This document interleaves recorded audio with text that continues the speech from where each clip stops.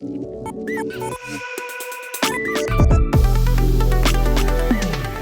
welcome back Design Squad, and in this video it's gonna be a bit of a ranty, a bit of a book review, a bit of a call to action to every designer out there, and it's gonna be all about the ends. And specifically, I'm gonna bring this awesome book back, and this book is by Joe McLeod, and read it back in the day, and it's an awesome book for any tech person, for anyone who is in service design, customer experience, user experience. One of the books which I always have in mind when I, let's say, design any service, or when I try to influence what makes customer experience great in the end.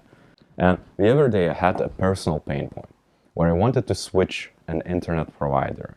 And I'm not gonna name exactly who we are because it doesn't matter. Any utilities company out there gonna have the same exact BS going on and the same exact principles. I'm yet to find a big giant who provides services which most of the people use in a really meaningful and great way when it comes to, let's say, offboarding.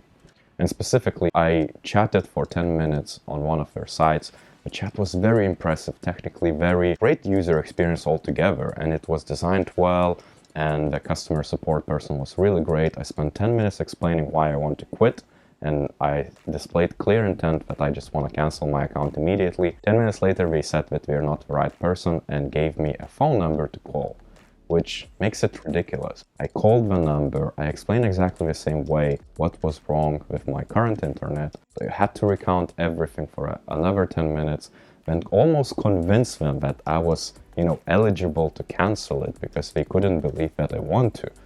Finally, they canceled my account.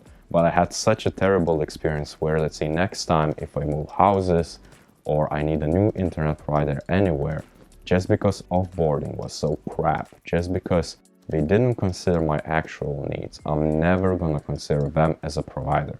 And to be honest, I have a list because I'm quite meticulous. I have a spreadsheet with all the providers of different customer experience and services which I never want to deal with again. And it's almost every utility company, which now makes it very difficult for me to do anything for onboarding and find a better service provider. But that's a totally different story. Now, I'm gonna make even better case using this book because the book is amazing. It talks about all the other bits. For example, how society treats death, how society treats any other exit, job exits, career changes, divorces, things of that nature, all across the board. The biggest theme, and it's almost like it becomes a question of a human nature if we actually are made for exits because we fear them. It's a taboo. Nobody wants to discuss death. Nobody wants to discuss losing customers. Nobody wants anyone canceling the options. Nobody wants to be, let's say, left behind. Nobody wants their partners leaving or things of that nature. And it's all about fear. Businesses are people, and so businesses fear it too. And when we decided to produce solutions for us as customers and every other human being, but it doesn't have to be that way. You need to be that trigger, that factor where you are the one involved in making those things and you're the one to influence better ways of doing. Every product manager, every business person is going to consider onboarding and getting more customers, getting more conversions, getting more paying customers. You need to be on the other end because onboarding is easy to cover. There are just so many ideas and means to cover it. Now on offboarding, you have no examples because nobody really considers it. And you might think, well, hey, you are actually smoking crack because we don't need to care about what people think about the exit. But it's completely opposite. People find new partners, people find new homes, new career paths, new utility providers all the time. The apps they install, the social networks, every few years at least, they're gonna change on average at least once. And so having a good experience for exiting is gonna make them think twice. And if it's so good, maybe we were cornered because of other bits like, the lack of deals, finances, or just physical bits. For example, I cannot get any other provider for internet here in this area because there is no fiber connections, which is, what can I do? And I'm gonna go for a least favorite option.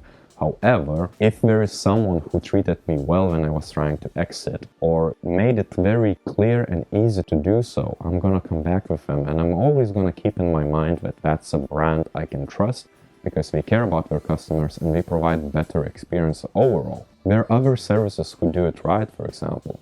but that's their whole model. That's how they get their customers. So Hinge app is one of the latest dating apps. Their motto is that we want you to delete our app. How brilliant is that? They want you to use their dating app, find a partner, a soulmate, and delete the app. They care about you exiting, and their exiting is almost more important than onboarding, and the exiting actually feeds the onboarding.